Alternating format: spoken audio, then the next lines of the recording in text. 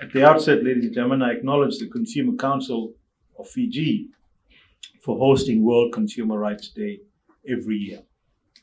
By doing so, you're actually leading national efforts in acknowledging this global day. Ladies and gentlemen, consumers are a critical component of any economy. And this year, we're placing special emphasis on fair digital finance. According to Consumer International, by 2024, digital banking consumers are expected to exceed 3.6 billion. In developing countries, digital transactions have actually grown by 70% in 2017 compared to 57% in 2014. And that's a 13% growth in a matter of just 3 years. As individuals change how they spend or send or save their money, effortlessly pay bills, transfer funds, and see their bank statements digitally using the means of a computer or mobile phone, increasing consumer choice and convenience. Whilst digital finance makes banking and payments convenient, there are risks that are associated. Risks that marginalize a group of people or consumers more than it does others.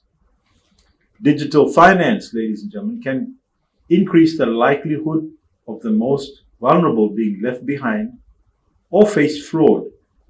And this isn't uncommon. Ladies and gentlemen, according to the Asian Development Bank, several Pacific Island countries' financial sectors have actually struggled to adapt to digitalization, with only 20% of individuals in these countries having access to a formal financial system for savings.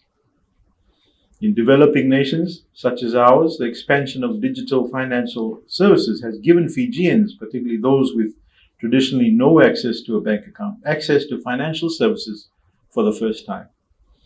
As of December 2020, of the 390,772 mobile money accounts registered, less than 50%, or 43.7%, were actually active.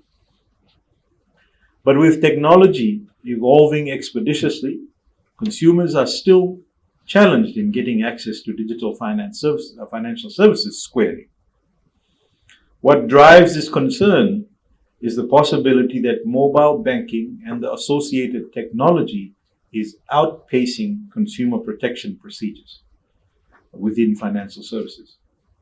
Ladies and gentlemen, it's easy to forget that services that are now ingrained in the banking fabric, such as ATMs and credit cards, were once considered revolutionary. Financial technology is already shaping sectors of the financial services industry, from wealth management to microfinance. Financial institutions have evolved and are increasingly digitizing transactions to address pressing requirements such as paying for utilities such as water and electricity, or obtaining low-cost wages and social benefits. These opportunities were actually critical during the pandemic's peak in Fiji. Ladies and gentlemen, Fiji is a key facilitator of the digital financial services in the Pacific. And throughout the pandemic, more people have adapted to getting their businesses online or handling day-to-day activities. This includes mobile payments by the Fijian government and FNPF for disbursement of financial assistance. Fijian businesses also embraced e-commerce, online payments, quick response and QR payments, and mobile money to continue operating amidst the pandemic.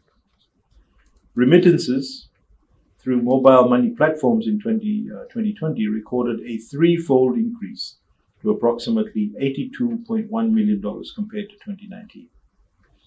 This has enabled our businesses, especially MSMEs, to remain afloat. When remittance comes in, particularly in the rural and the maritime areas, Fijians can buy essentials from local stores, thus circulating money in their communities and in the economy. It emerged as a critical avenue for getting financial support across to the people a lot easier. It helped maintain commercial operations despite lockdowns and despite curfews. Ladies and gentlemen, this was actually possible as we are actually focused and established as a well-designed digital infrastructure for financial services. Services that are fair, safe, and inclusive. Services that help close the gender, the income, the education, and degree of urbanization disparities and bring individuals into the formal financial system. With a relatively young population, as policymakers, we have to continue to be being forward-looking. We have already put in place a number of policies and initiatives to harness the potential of digital innovation, to boost public participation and encourage fair competition and collaboration amongst stakeholders. Ladies and gentlemen, today we have a very esteemed group of panelists who I'm sure will share what it means to have fair digital finance. So with those remarks, I wish you all a very, very fruitful and powerful International Day for Consumer Rights. And I take this opportunity also to say thank you to the CEO. And I now invite the Honorable Attorney General and Minister for Economy to deliver his keynote address. Thank you very much, ladies and gentlemen.